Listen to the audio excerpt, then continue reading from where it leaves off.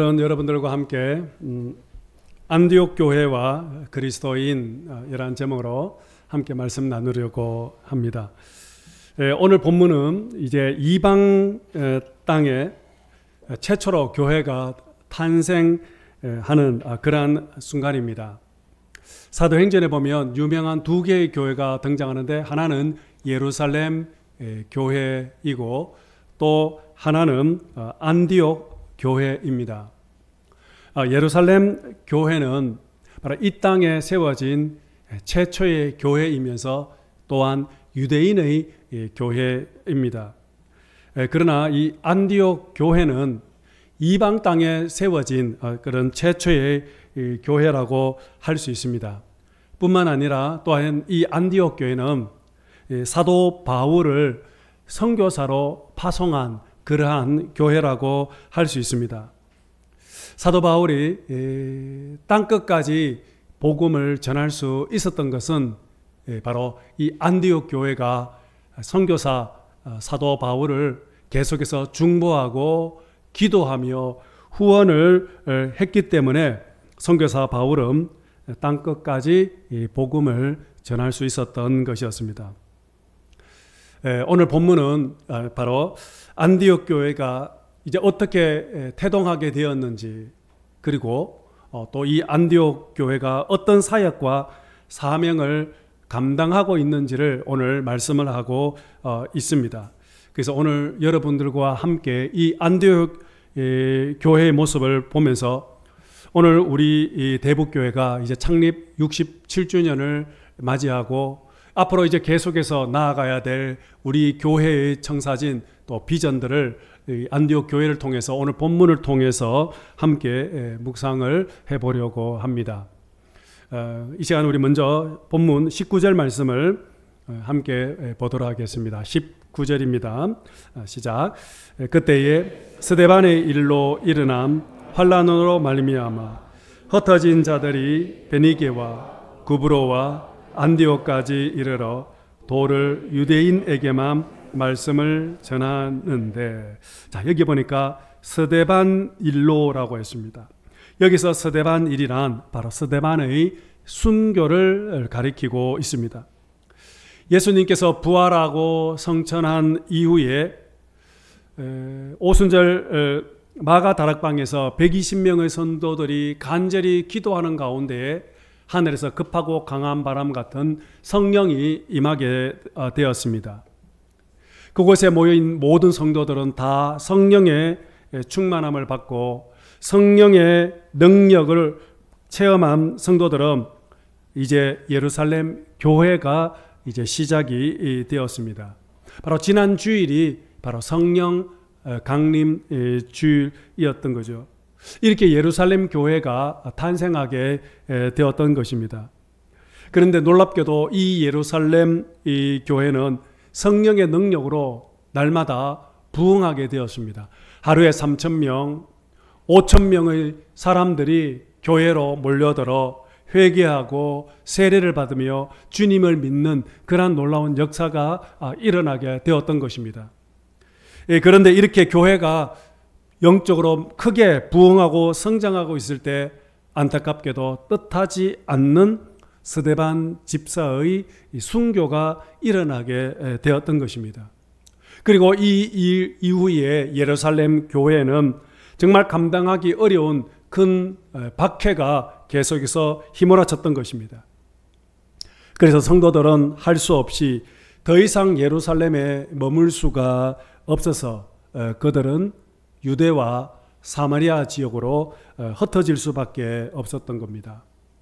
그러나 이 성도들이 예루살렘을 떠나게 된 것은 결코 박해와 핍박이 두려워서 생명을 보존하기 위해서 예루살렘을 떠나간 것이 아니라 마치 민들레 홀씨처럼 바람에 날려 세계 각지로 뿔뿔이 흩어져 바로 그곳에서 복음의 씨앗을 뿌리게 됩니다. 성도들이 가는 곳곳마다 복음의 씨앗을 뿌렸고 또 복음의 씨앗이 땅에 떨어지자 30배, 60배, 100배의 그런 결실을 거두게 된 것입니다.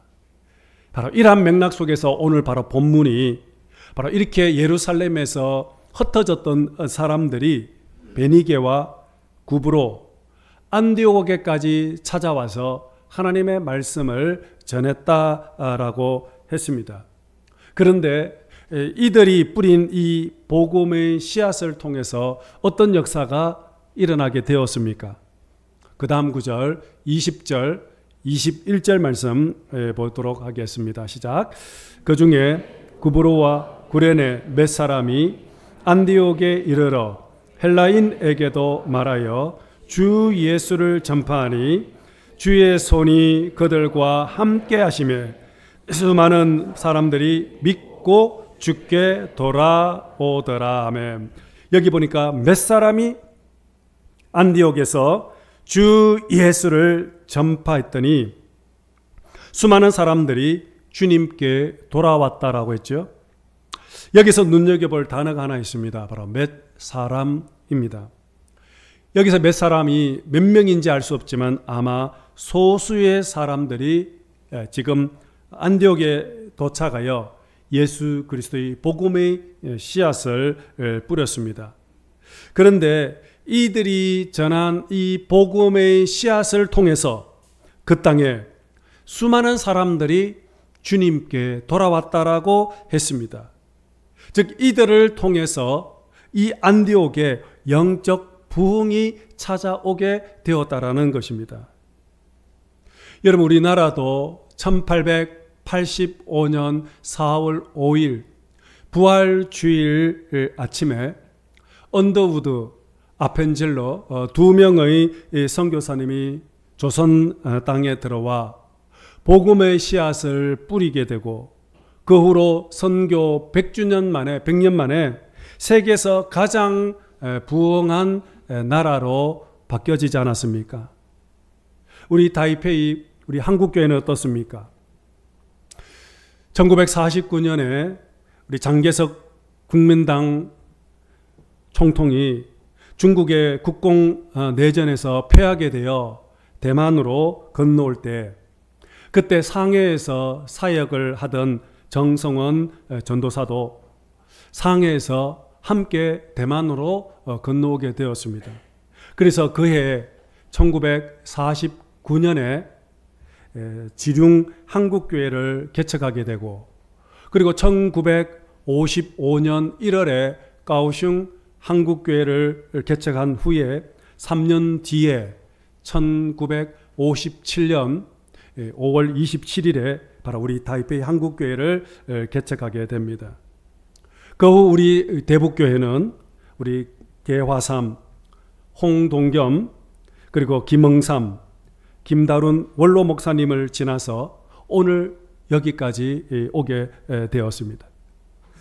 이렇게 대만 땅에 한인 선교의 초석을 이루게 된 것은 바로 75년 전에 바로 정성원 선교사 한 사람으로부터 시작이 되었다라는 것입니다.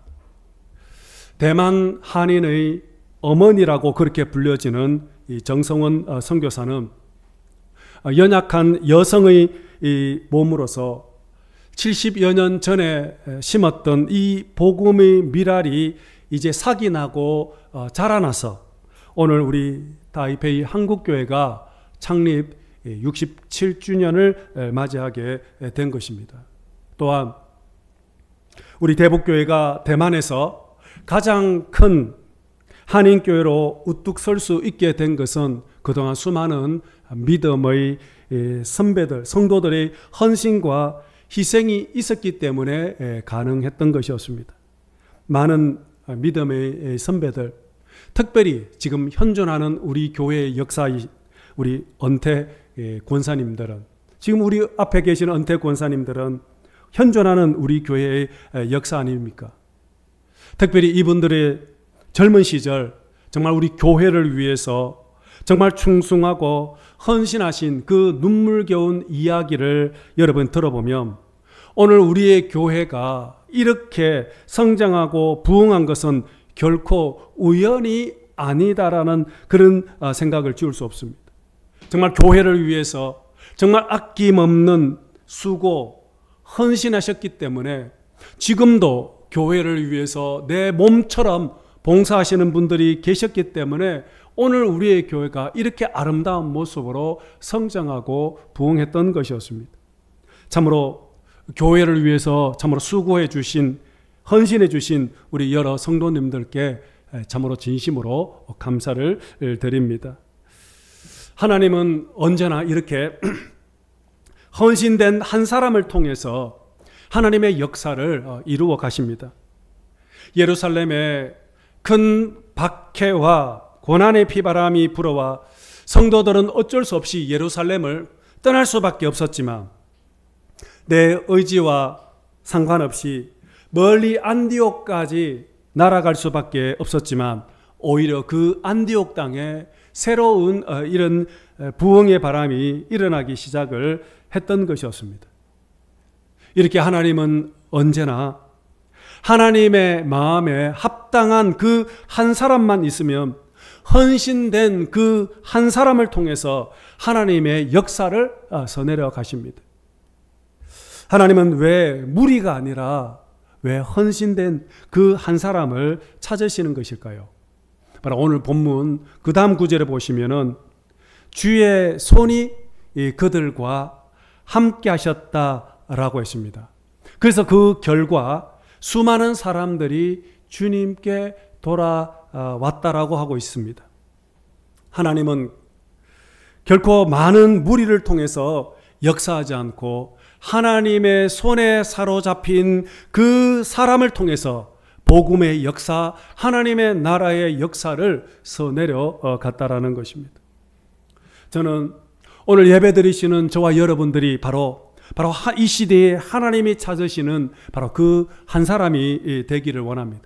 그래서 하나님의 손에 사로잡혀 그래서 하나님의 역사에 하나님의 나라에 귀하게 써내려가는 그런 귀한 하나님의 사람들 모두 될 수 있기를 원합니다. 그렇다면 여러분, 오늘 우리가 하나님의 손에 사로잡힐 때 하나님의 손에 사로잡힌 사람은 여러분 어떤 사람일까요? 성경에 보면 하나님의 손이라는 그런 표현들이 참 많이 나옵니다. 특별히 하나님의 의로운 오른손으로 너를 붙들어 주겠다라고 얘기합니다. 여기서 오른손이란 바로 하나님의 능력, 하나님의 권세, 하나님의 힘을 가리킵니다. 하나님의 능력의 손으로 너를 붙잡아 주겠다라고 했습니다. 베드로전서 5장 6절 말씀 여러분 한번 보도록 하겠습니다. 시작. 그러므로 하나님의 능하신 손 아래에서 겸손하라. 때가 되면 너희를 높이시리라. 아멘. 여러분, 여기서 겸손하다라는 이 말은 바로 하나님의 다스림을 받는 것을 말합니다. 겸손한 사람이란 다른 것이 아니라 하나님만 의지하고 그분의 도우심을 구하면서 살아가는 사람입니다. 그러나 반대로 교만한 사람은 어떤 사람일까요? 교만한 사람은 당연히 하나님의 다스림을 받지 않으려고 할 것입니다. 그 사람은 늘 내 지혜, 내 능력, 내 힘을 의지하며 내 생각대로 살아가려고 하는 사람입니다. 그러므로 교만한 사람에게는 당연히 하나님이 필요가 없습니다. 하나님의 도움을 구하지 않습니다. 그러나 겸손한 사람은 늘 하나님을 의지하고 하나님을 간절히 찾고 하나님을 구하며 하나님의 은혜를 구하며 살아가게 되는 것입니다. 그래서 성경에 보면 하나님은 교만한 사람은 물리치시고 겸손한 사람들에게는 은혜를 베푼다라고 했습니다. 여러분, 하나님이 어떤 은혜를 베푸실까요? 오늘 본문처럼 우리를 높여주신다고 했습니다. 이렇게 겸손한 사람, 하나님을 찾고 의지하는 사람은 하나님께서는 그 교회를 높여주시고 그 가정과 직장을 높여주시고 우리의 삶의 지경을 날마다 높여주시는 그런 놀라운 은혜를 베풀어 주신다라는 것입니다. 언제? 바로 하나님의 다스림을 받으며 살아갈 때.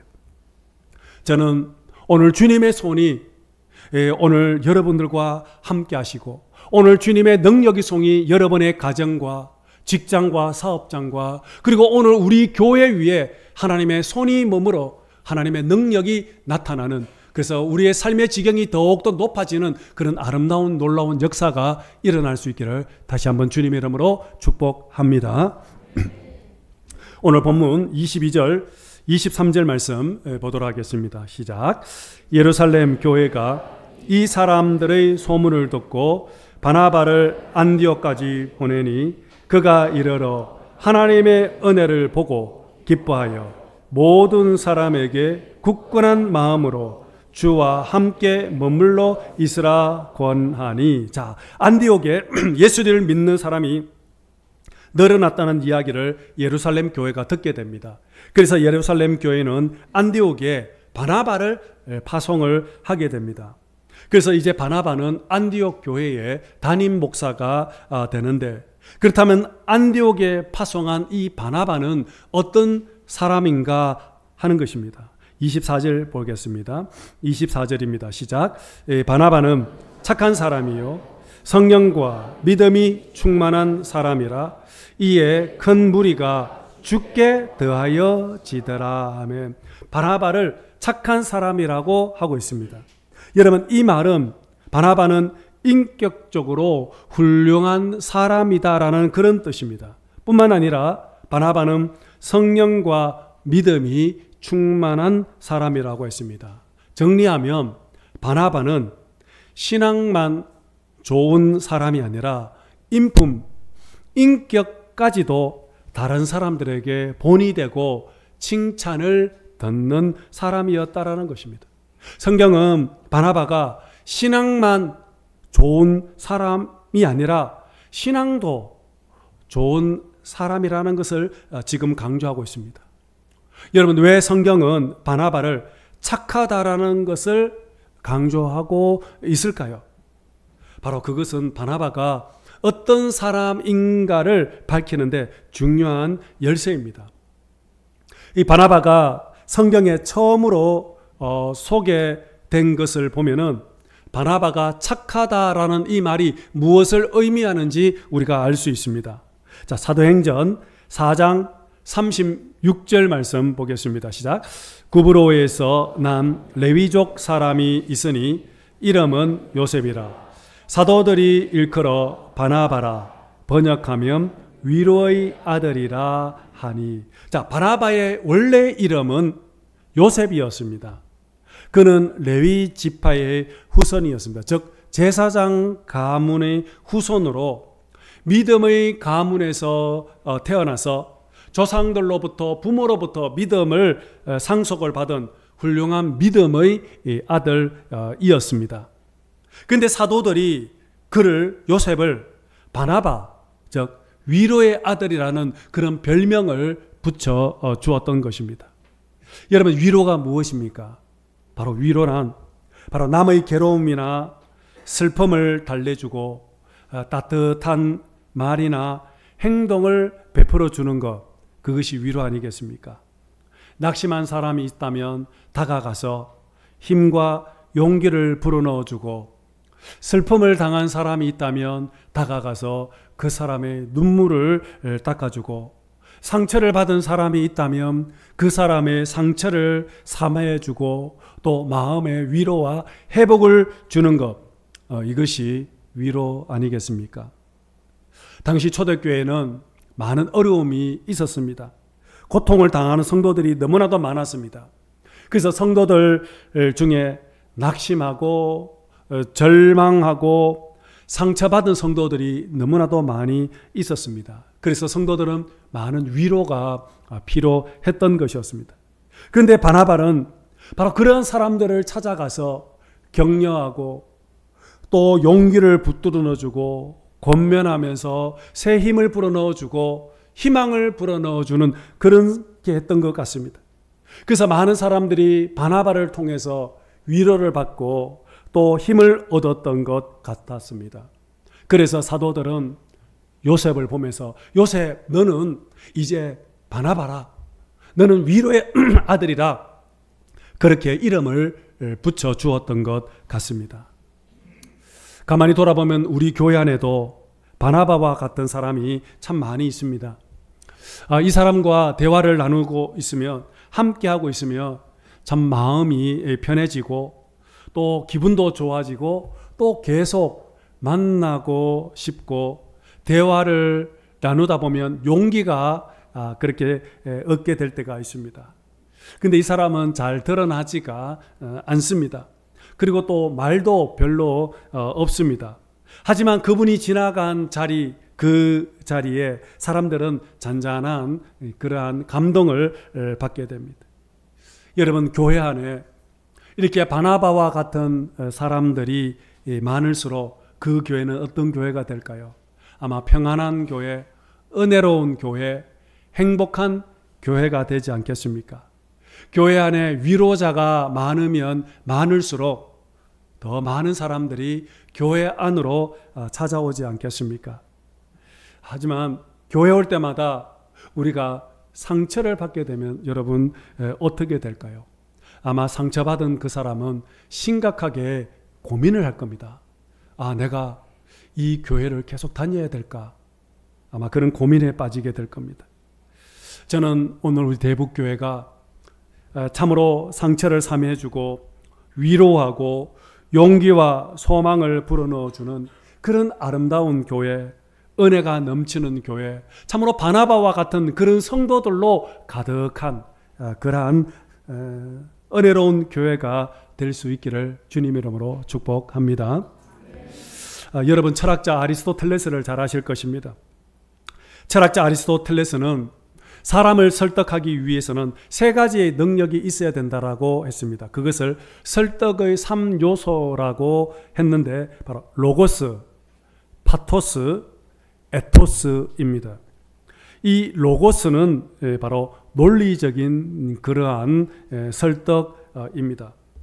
말을 할 때 그 사람의 말이 논리적이어야 하고 이성적이어야 하고 또 지적인 요소가 필요하다라는 것입니다. 제가 설교를 할 때에 바로 이 설교의 부분도 제일 많이 신경을 쓰는 부분이 바로 이 로고스적인 그러한 부분입니다. 그래서 많은 책을 참고를 하고 주석을 보고 또 많은 자료를 준비해서 설교를 준비하는데 사실 아리스토텔레스는 사실 이것만으로는 사람을 설득하는데 10%밖에 되지 않는다라고 했습니다. 그래서 아리스토텔레스는 이 로고스와 함께 파토스가 있어야 된다라고 했습니다. 이 파토스는 뭐냐면 감성적인 그런 부분을 말합니다. 즉 마음의 터치라고 할 수 있습니다. 그래서 요즘 유튜브에 보면 일타 강사들, 유명한 강사들을 보면은 그분들은 강의할 때 울리기도 하고 웃기기도 하면서 사람들의 마음을 터치하면서 그렇게 강의를 해갑니다. 이것이 바로 에토스, 파토스인데 근데 아리스토텔레스는 이것만 갖고도 사람은 30%밖에 설득할 수 없다고 그랬습니다. 그러면 사람을 진정으로 감동시키는 게 뭐냐? 바로 가장 영향력을 끼치는 게 에토스라고 했습니다. 바로 이 에토스는 뭐냐 하면 말하는 그 사람의 성품, 인품, 됨됨이라고 했습니다. 즉 말하는 사람을 신뢰할 수 있는 그런 사람이 되어야 된다라는 것입니다. 만일 거짓말쟁이, 만일 사기꾼이라면 그 사람이 아무리 논리적이고 이성적이고 감성적이고 웃기고 울리면서 이야기를 한다 해도 저 사람은 사기꾼이야 라고 생각을 한다 그러면 아마 아무도 믿지 않을 것입니다. 그래서 이 에토스가 바로 사람을 설득하는데 60% 이상을 차지한다라고 얘기를 했습니다. 여러분, 바나바는 어떤 사람일까요? 바나바는 당시 초대교회의 지도자였습니다. 사도와 함께 교회를 이끌어가는 영적 리더였습니다. 그래서 이 바나바의 신앙은 특별히 설명할 필요가 없었습니다. 그런데 성경은 이 바나바의 성품, 인격, 사람, 됨됨이를 특별히 지금 강조를 하고 있습니다. 삶의 본이 되고 칭찬을 받는 사람. 그래서 어쩌면 이 안디옥 교회가 이렇게 부흥할 수 있었던 것, 이방 사람들이 몰려들 수 있었던 것은 바로 이방 사람들에게 덕이 되고 존경을 받고 칭찬을 받는 사람, 바로 그 사람이 바나바였고 이 바나바를 안디옥 교회에 파송을 했던 것이었습니다. 어떻게 보면 이 안디옥 교회가 부흥할 수 있었던 것도 바로 이 바나바의 신앙보다도 바로 어쩌면 이 탁월한 인격 때문이 아닐까 싶습니다. 그래서 그 결과적으로 이 안디옥 교회가 탄생하게 되었던 것입니다. 그래서 이 안디옥 교회가 탄생을 하고, 그리고 그 교회 교인들을 가리켜서 오늘 성경은 뭐라고 얘기합니까? 그리스도인이라고 불렀던 것입니다. 처음으로 그리스도인을 호칭을 받았던 것이 바로 안디옥 교회였던 것입니다. 예수의 사람, 그리스도의 사람, 진짜 이 사람은 예수쟁이다 라는 것을 많은 사람들로부터 칭찬을 받았던 겁니다. 어떻게 보면 우리가 회복해야 될 부분이 이 부분이 아닐까요? 정말 세상에 빛과 소금으로서의 그 역할과 사명을 감당해야 될 것이 바로 오늘 우리 그리스도인들이 교회가 가장 먼저 회복해야 될 부분이 바로 이 부분이 여러분 아닐까요? 그래서 오늘 본문 읽지는 않았지만 이 다음 구절 27절에서부터 30절까지 내용을 보면 이 안디옥 교회가 탄생을 하고 안디옥 교회가 어떤 사역과 사명을 감당했는지를 지금 기술을 하고 있습니다. 즉 안디옥 교회가 처음으로 했던 사역이 무엇이냐 하면은 예루살렘 교회에 큰 흉년이 임하게 되자 그 소식을 듣고 안디옥 교인들은 가만히 있지 않고 그들은 모두 다 하나같이 구제 헌금을 거두어서 그 구제 헌금을 예루살렘 교회에 보냈던 것이었습니다. 이렇게 안디옥 교회가 예루살렘 교회에 구제 헌금을 보냈다는 것이 무엇을 의미하고 있을까요? 안디옥 교회가 최초로 그리스도인이라는 이름이 붙여진 이후에 처음으로 사역했던 그 사역이 구제, 긍휼 사역을 했다라는 것은 오늘 교회가 앞으로 무엇을 해야 할지에 대해서 분명하게 우리에게 가르쳐 주지 않겠습니까?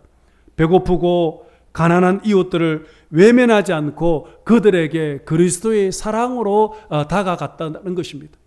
안디옥 교회는 이제 앞으로 세계 선교의 주역이 되는 그러한 교회였습니다. 선교를 하기 이전에 먼저 구제, 긍휼 사역을 감당을 했던 것입니다. 여러분, 우리 조선 땅에 처음으로 복음이 들어온 것이 1885년이라고 그랬습니다. 그런데 1885년 1년 전에 1884년에 알렌 의사 선교사가 1년 전에 먼저 이 땅에 들어와서 병들고 어려움을 당한 그 이웃들에게 알렌 선교사가 먼저 사랑으로 복음의 씨앗을 뿌렸습니다. 우리 대만은 어떨까요? 대만의 선교 역사를 살펴보면 1865년에 영국 장로교 소속인 의료 선교사인 맥스웰 선교사, 이 의사 맥스웰 선교사가 더글락스 목사 선교사와 함께 가오슝에 들어오게 됩니다. 그리고는 대만 선교의 문을 열게 됩니다.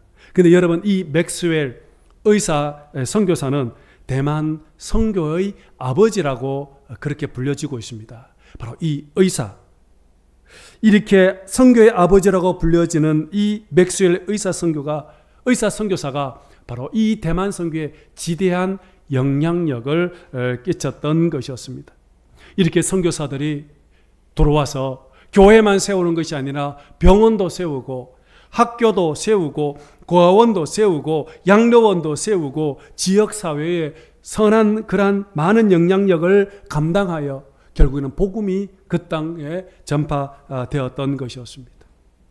오늘 우리 타이베이 한국교회 창립 67주년을 맞이하면서 오늘 이 땅에 처음으로 세워졌던 안디옥 교회가 어떤 사역과 사명을 감당했는지를 우리가 함께 살펴보았습니다. 그 성도들로 통해서 복음이 땅끝까지 전거되어졌던 것처럼 이 대만 땅을 살아가고 있는 우리들, 비록 이방인과 같지만 그러나 우리는 결코 이방인이 아니라 하나님의 사람으로서 지대한 성령의 능력으로 공급을 받아서 오늘도 우리가 안디옥교회 같은 아름다운 그러한 교회가 되어 오늘 저와 여러분들을 통해서 하나님의 나라, 하나님의 역사가 계속해서 서내려가는 그런 귀한 복된 그런 아름다운 믿음의 성도들 모두 될 수 있기를 주님 이름으로 축복합니다.